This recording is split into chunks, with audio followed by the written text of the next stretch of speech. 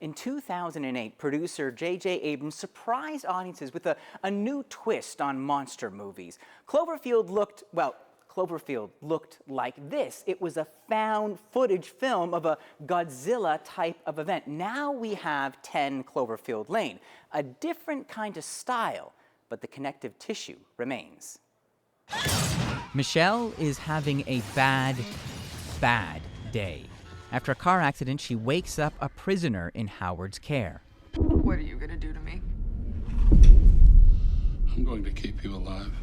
It's her and a young handyman named Emmett. What happened to your arm? Were you trying to escape? I was trying to get in. Why? Well, that's the question. According to Howard, Everyone outside of here is dead. but trapped in a madman's doomsday bunker with no phones or internet, 10 Cloverfield Lane is a movie with more questions than answers. The dread builds as Michelle is caught between the captor and whatever waits.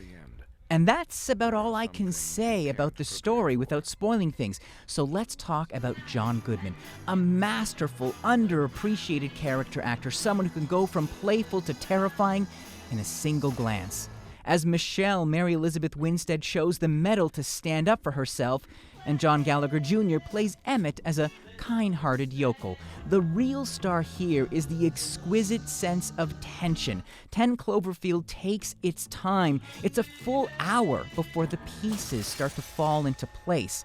Now, this is what producer J.J. Abrams calls the mystery box. The idea is that deliberately withholding information is much more engaging.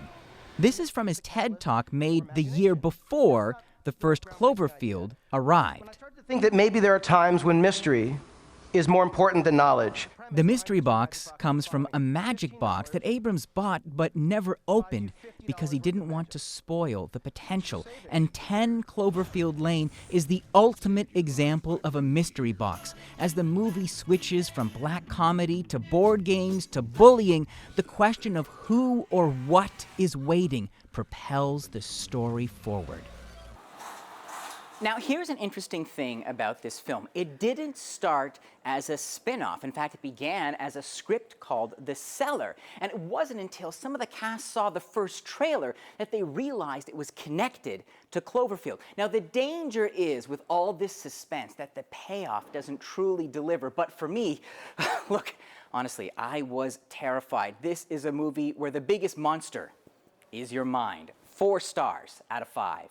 Eli Glasner, CBC News.